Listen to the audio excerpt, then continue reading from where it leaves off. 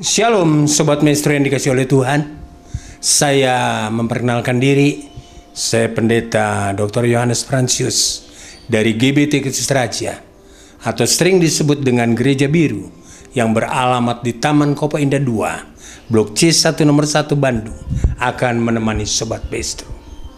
Renungan firman Tuhan hari ini kami beri judul, imajinasi adalah suatu kekuatan untuk membayangkan apa yang ada dalam diri kita. Mengapa judul seperti itu? Tentu punya maksud. Pertama, imajinasi adalah suatu kekuatan yang merupakan kesanggupan seseorang untuk berpikir atau membayangkan sesuatu apa yang akan terjadi kelak, walau hal itu kita belum tahu. Sebab itu, berpikirlah yang positif dan kreatif. Supaya apa? Apa yang kita pikirkan, kelak itu yang terjadi. Kemudian apa yang harus kita berbuat supaya imajinasi kita itu dapat memberikan kekuatan, satu kemampuan untuk membayangkan hal-hal yang positif dan kreatif. Pertama, mau tidak mau, jangan kita berpikir hal-hal yang negatif, tetapi berpikirlah hal-hal yang positif, seperti suratan Filipi 4 ayat 8 dan 9 yang berkata, akhirnya saudara-saudara, semua yang manis, semua yang sedap didengar, semua yang adil, semua yang patut dipuji, pikirkanlah semua itu. Dan apa yang kita pelajari, lakukan. Dan ketika kita melakukannya, maka nanti Allah sumber damai sejahtera akan menyertai kita. Dan tidak lupa, tentu kita harus membawa semua pikiran, kehendak hati kita kepada Tuhan. Itulah sebabnya saya mengutip dalam suratan Filipi 3:15 yang berkata, marilah kita yang sempurna berpikir demikian, dan jikalau lain pikiranmu tentang itu, maka hal itu akan dinyatakan kelak oleh Allah. Apa maksudnya? Orang-orang yang takut percaya kepada Tuhan, dalam Pemazmur 25 ayat 14 berkata, perjanjiannya, firman-Nya akan diberitahukan kepada mereka. Sebab itu Sobat Maestro, kalau saudara hidup takut sama Tuhan, saudara sungguh-sungguh lakukan firman Tuhan, percayalah ketika kita melakukan, Tuhan yang akan memimpin kehidupan kita, tentu melalui pertolongan Roh Kudus. Lalu bagaimanakah cara kita mendapatkan imajinasi yang memberikan kekuatan?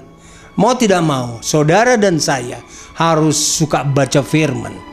Itulah sebabnya kalau kita baca dalam Mazmur pertama ayat 1-3, mereka yang suka membaca firman Tuhan, mereka yang merenungkan, katakanlah firman itu siang dan malam, maka mereka akan seperti pohon yang ditanam di tepi aliran air, yang selalu mendapatkan air. Akar pohon itu, kemudian akar pohon itu saudara merambat, kemudian pohon itu akan tumbuh dan daunnya tidak pernah layu, dan apapun yang diperbuat selalu akan berhasil.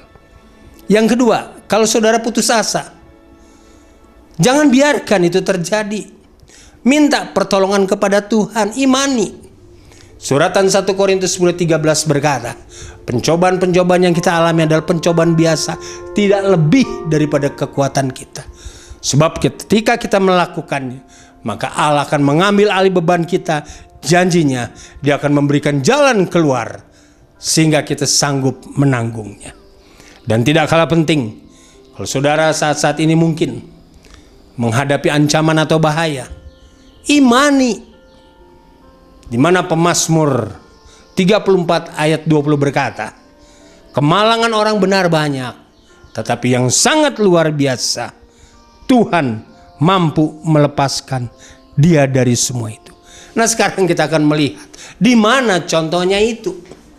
Mungkin Bapak Ibu Sobat Maestro dikasih oleh Tuhan telah berulang kali mendengar kisah bagaimana Sadrak, Mesak dan Abednego, dia diperintahkan untuk menyembah yang disebut dengan patung emas yaitu dibuat oleh Raja Nebukadnezar yang ditaruh di dalam kerajaan Babel.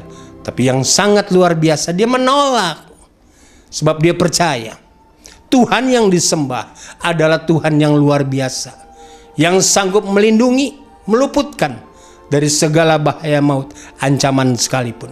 Sehingga kita ketahui semua dalam kitab Daniel 3 dikatakan ketika ketiga pemuda itu Sadrak, Mesak, Abednego dilempar ke dalam perapian yang menyala-nyala.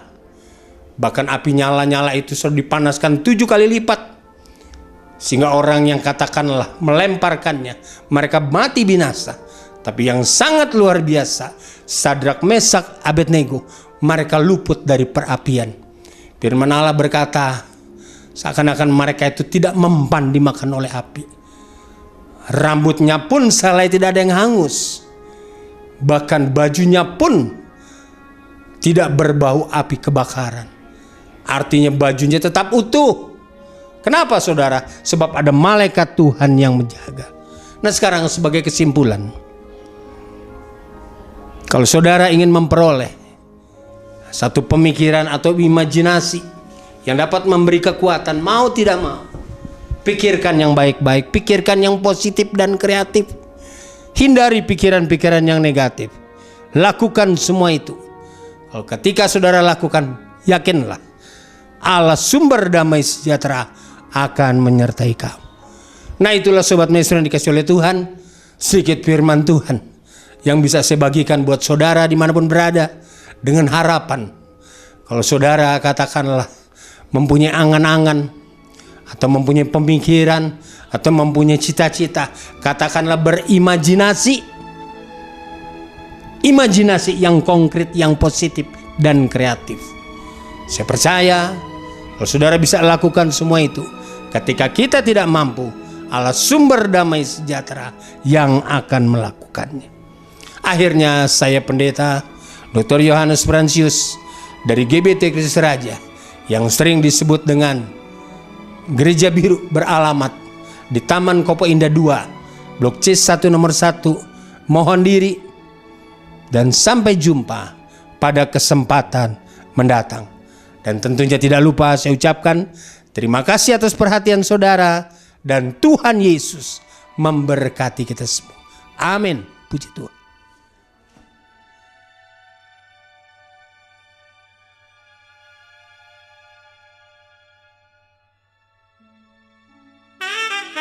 Maestro